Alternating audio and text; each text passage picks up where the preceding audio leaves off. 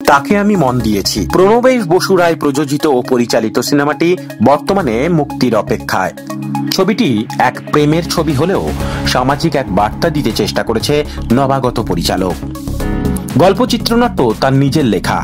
ছবি মুক্তির আগে আমাদের চ্যানেলের মুখোমুখি হয়ে তিনি জানালেন, ইতিমধ্যেই জাতীয় এবং আন্তর্জাতিক মানের বেশ কিছু চলচ্চিত্র উৎসবে এই ছবি মনোনীত হয়ে ইতিমধ্যেই মোট 9টি পুরস্কার জিতে নিয়েছে।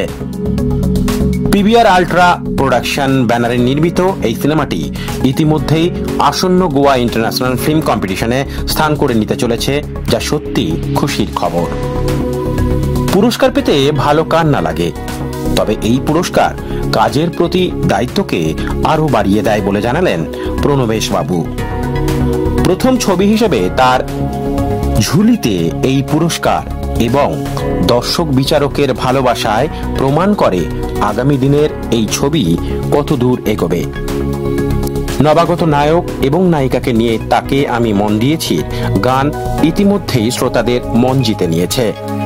এখন শুধু বাংলা জুড়ে প্রেক্ষাগৃহে মুক্তির অপেক্ষায়। ছবিটির ব্যবসায়িক সাফল্য কামনা করি আমরা।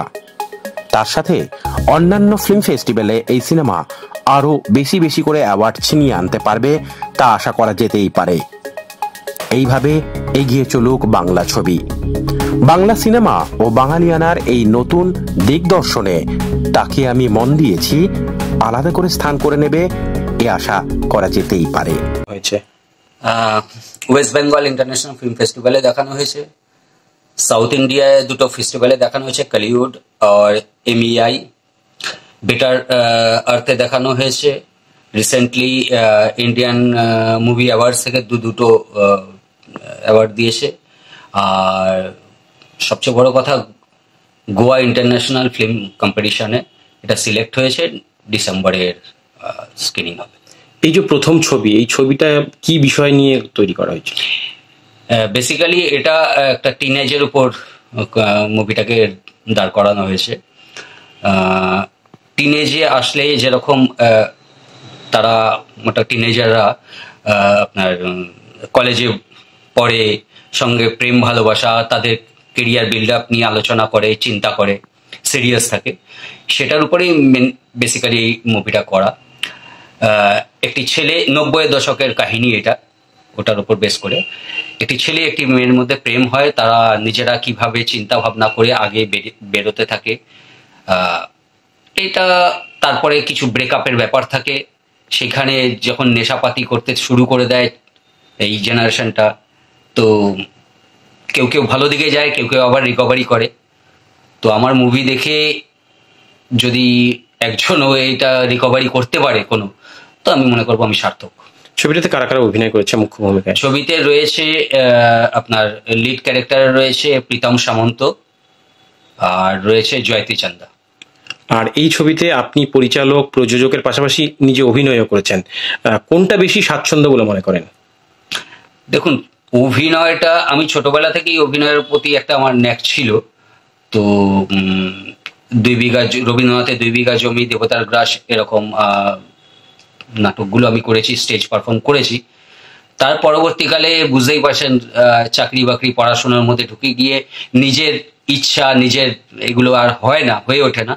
তো ইচ্ছে তো ছিলই, সবসময় আমি কিছু না কিছু কাহিনী যা চারপাশে দেখতাম সেগুলো নোট করে রেখে দিতাম, এবং সেটা গল্পের আকারে কিভাবে এটা প্রেজেন্ট করা যায় সেটা দেখতাম। তো এই মুভিটাও সেরকমই একটা পুরনো এক্সপিরিয়েন্স বা চারপাশে যা দেখি সেগুলোর উপর বেস করে নিজেই কাহিনীটা লিখি আর কি। মোটামুটি কবের দিকে রিলিজ করার প্ল্যান রয়েছে? দেখুন, রিলিজ করার প্ল্যান তো আমার মোটামুটি এই বছরের মধ্যেই রয়েছে। 24-এ শুরু করেছিলাম, 25-এর মাঝামাঝি আমার সেন্সারও হয়ে গেছে।